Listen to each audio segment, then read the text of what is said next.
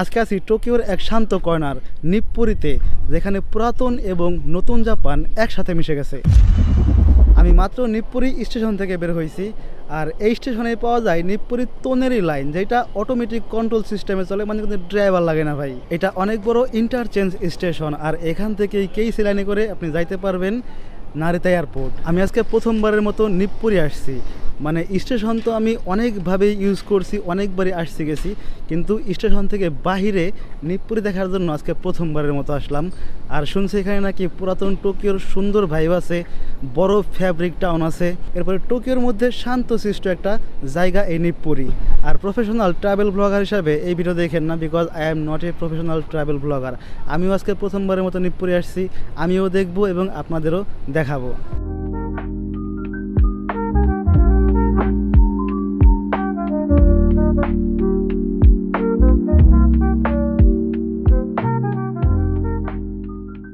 যদিও সবাই বলে টোকিওর নিপ্পুরি জায়গাটা অনেক শান্তশিষ্ট এবং পুরাতন ভাইব আছে, কিন্তু আমার জন্মস্থানের সাথে কম্পেয়ার করলে টোকিওর সব জায়গায় আমার কাছে খুবই ক্রাউডলি মনে হয়, বা উরুসাই চিল্লাচিল্লি বেশি, আর অনেক কিছুই আর কি। টোকিও স্টেশন থেকে এই এলাকার দূরত্ব মাত্র 7.1 কিলোমিটার। সো এখানে চিল্লাচিল্লি হবে, এখানে ভাই আলাদাই ভাইব থাকবে, এটাই স্বাভাবিক। বাট ইউটিউবে বা আপনার গুগলে বা চ্যাট জিপিটি যেটা আছে, সবাই বলতেছে যে এলাকা নাকি অনেক শান্তশিষ্ট। আমি প্রায় অনেকটা সময় ধরে এই সবগুলো সিগন্যাল ঘুরলাম। ফার্স্ট এখান থেকে গেছি, পরে এখান থেকে এই পাশে গেছি, তারপরে আবার এই পাশ থেকে এই পাশে আসছি, এরপরে এখানে আবার আসলাম।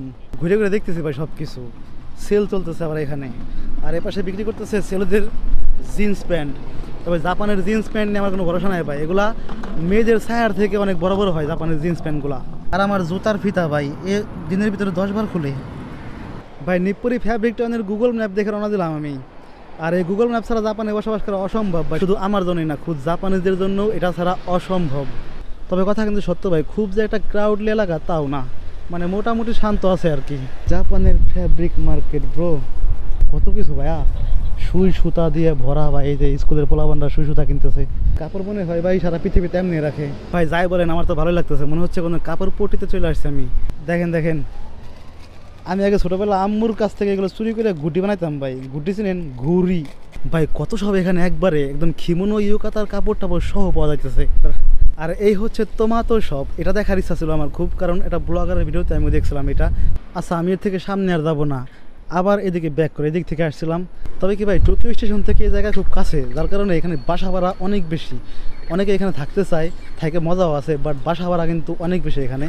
তবে খুঁজলে পরে এদিক ওইদিকে একটু ভালোভাবে খুঁজলে কম দামে পাওয়াও যায়, বাট মূলত এখানে বাসা ভাড়া অনেক বেশি।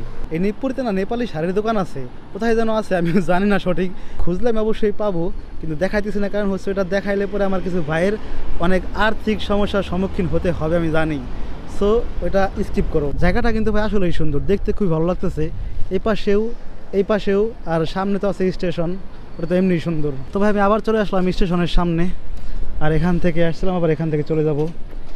এদিকটা যেতে পারলে ভালো হইতো, তাই না? বাট আমার হাতে না সময় নাই খুব একটা বেশি, কালকের থেকে আবার তো জব আছে, আজকে শুক্রবার দিন ছুটি ছিল ভাই। সব কিছু মিলিয়ে এই ফ্যাব্রিকের শপ টপ দেখলাম, তারপরে এদিক ওদিক আশেপাশে ঘুরলাম, কিন্তু সব থেকে বেশি ভালো লাগছে আমার কাছে ভাই নিপ্পুরি স্টেশন থেকে বের হয়েই একদম স্টেশনের সামনের যে ভিউটা আছে, এইটা খুবই সুন্দর লাগছে, খুবই শান্তশিষ্ট, সুন্দর অনেক, মানে রংচঙা আছে, ভালোই লাগতেছে আমার কাছে। এবং আজকের ভিডিও এই পর্যন্তই, দেখা হবে নেক্সট ডে টোকিওর অন্য কোনো জায়গায়। পুরা টোকিও ঘুরবো ভাই আমি। Bye bye, উৎস্কারে।